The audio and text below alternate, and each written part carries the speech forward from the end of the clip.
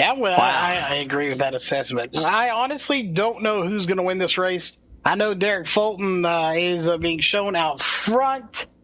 No knock on Derek, but something tells me just don't know if he's going to get the win. There's a lot of hungry people behind him. A lot of good competitors ready to go here when this race gets back underway. Are we going to see Howell go in front of Fulton just for a team move here? I would almost expect that. Hey, by the way, Charles, you said it was 13 days to Christmas. It's actually 18. One of our YouTube followers, Amber Suarez, wanted to correct you. We appreciate our audience. The pace car. I'm not going to apologize. We got cars wrecking behind here. They're wrecking in the back. All right, they get tucked back in line. Okay, they're back. They're playing nice. They're practicing social distancing, at least for now. Yeah, I know. That was an interesting move, and the 08 still make an interesting move. But regardless of that, the green flag is out. Green flag back in the air. It is a 4-lap shootout coming up. Down to turn 1. Oh, and they're Fulton able to clear. Yeah, they're like a bunch of little worker ants down there. They are scattering around. And trouble. Back straight away. Couple of cars getting together. I believe that's Ray Richer. Along with the 127 of Matthew Allen, I think might have also got collected. Ray Richards involved. Garrett Maines is involved. The points leader, the winner of race 2, Garrett Maines involved. And here is our swag replay. Ray Richer into Garrett Maines. Well, you know, Michael, you said you need to hook behind him, not in front of him. Yeah, I said hook behind him. Tough break for those guys. Not get hooked in front of him. That's the bad part. Oh, my goodness. Same situation. A little bit high, and those holes close immediately. And by the way, caution laps do not count. We are still with 4 laps to go here. There's contact. Ray Richer got turned around, got into the 1 car. Garrett Maines down below the bottom of the infield blend line area wall, if you will, the inside pit retaining wall. And there is caution. Wow. You know, guys, part of me wants to contact Ray, but part of me doesn't want to. Yeah, we might leave that one alone for a minute. No. I'd say talk to him. He's always been pretty happy-go-lucky guy. These are always teammates out here, so let's find out. Damage. Hey, Ray, you're supposed to hook up behind him. Michael said hook up behind him, not turn into him. Every time I'm up front, every single time, and somebody apologized for it, it's disappointing. It really is. These guys just hold the stinking line. Sorry, guys, I'm just very annoyed right now and very disappointed. I was kind of wondering what it would be like if I brought you in the broadcast booth. Maybe we need to just kind of part ways. It's all good. I mean, I like I said before, I try to do this to have fun. It's much more fun when you're fighting yourself all the way through all night long to get up there, and then this type of stuff happens. Like last week there at Dover, man, I had 5th all locked up, and somebody just, I'm sorry, and that's what happens every week. And I was right up there, fellas. Well, Ray, I got a question back up for there. you. How badly damaged is your car? I don't believe it's much damage, to be honest with you. I haven't gone in to take a look at it yet, but Garrett got spun. I think he's got more damage than I do. But I'm just going to go. I mean, I'm sorry, guys. Just disappointing. Ray, I got a question for you before you go. Yeah, bud. Just one question, and I know this from experience of racing. When does "I'm sorry" turn into a front bumper to some of these drivers? Every driver has that point where the "I sorry" just aren't enough, and eventually it's going to be you're giving the "I sorry" back. It's funny you asked that, and I've been told before that I'm too nice of a guy, and I've never really retaliated much. I think maybe once in iRacing that I retaliated, and right now, him and this guy, not in this league by any means, but we both have respect for each other at this point because he admitted he did it. So, but the thing is, I mean, so badly you want to go up and wreck the guy and ruin his night because he ruined yours, but it's just not the way I do things. I mean, it's just, even like a bump and run. I mean, it's the same thing like you just said, chrome bumper. bumper, man. I don't think it's fair for me, but I know people do it to me, and it doesn't leave me open. I'm going to tell you that right now. Don't think I don't. But if you're going to bully me, I bully you. But right now, first of all, there's no way I'm going to catch the guy in tonight's race. And the gentleman that got me last week at Dover actually come up and we had a nice long chat afterwards. And I just said, I says, you know what, I forgive you, but dude, it would be nice to actually finish a race where I anticipated to be. It just, I guess the answer to your question is I've never really retaliated because I guess I'm too nice of a guy sometimes and just got to hold my pride in, I guess. Well, like SpongeBob, don't worry, we'll get you in a break inside. Appreciate it, guys. Thanks. Thank you, Ray. Michael, you got anything for Ray before we part ways with him? No, I completely understand 100% what he's feeling right now. Yeah, we've all been there, man. It's especially in iRacing, even in a racing world. I mean,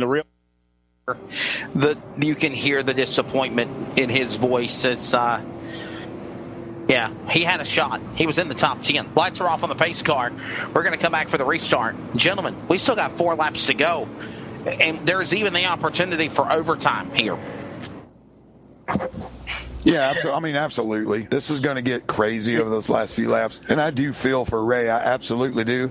I got into iRacing to relax and have fun, but for those that say this isn't real, okay, the car is not real, but the competition is darn well real, and that's what you're going to see over this next few laps.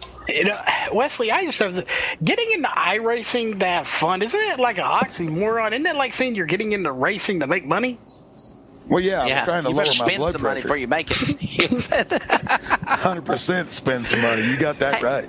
Hey, Michael, since we have the president of NASRA in the booth as we get ready for the restart, why don't you let some of our viewers know of some of the great, and they, by the way, have called off the restart. They have called off the restart, so we'll still have a 4-lap shootout when they come back to the green flag.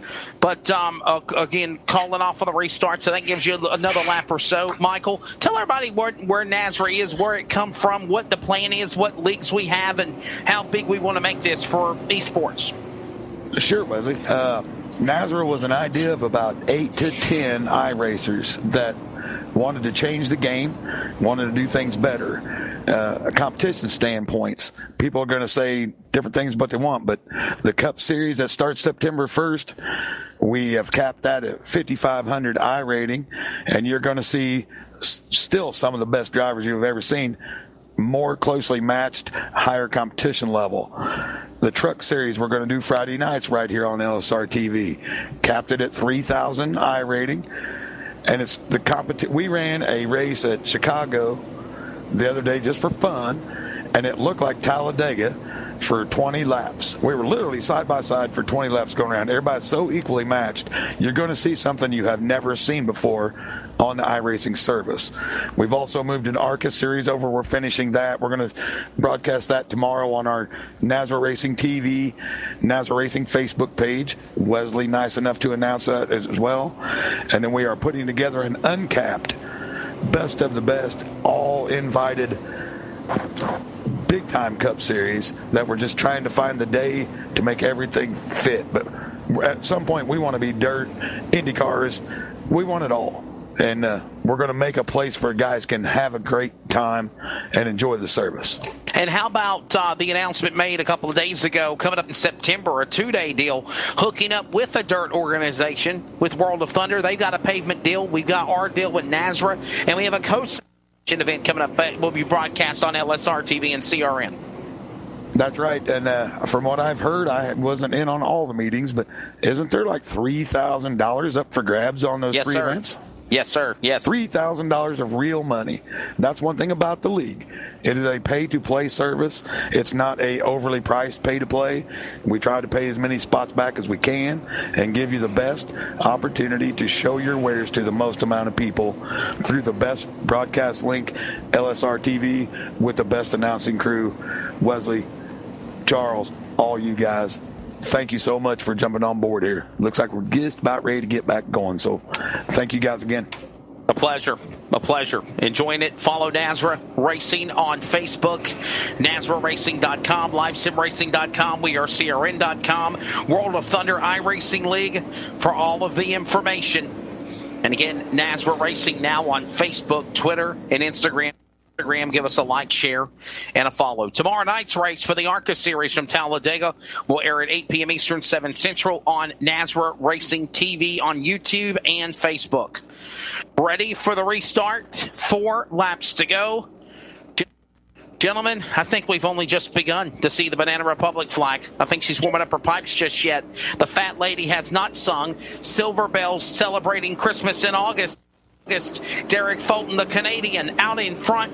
Teammate Peyton Howell along to the outside as they go now single file back to green here with 4 laps to go. On the jump, it's Fulton. Howell pulling away. We've seen this before.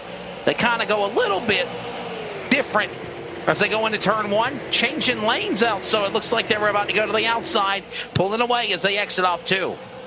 Yeah, Adamson's in the catbird seat here if he plays this smart. If he doesn't let this close in too far, they should be able to reel him in a little at a time if they can hold off 3 behind.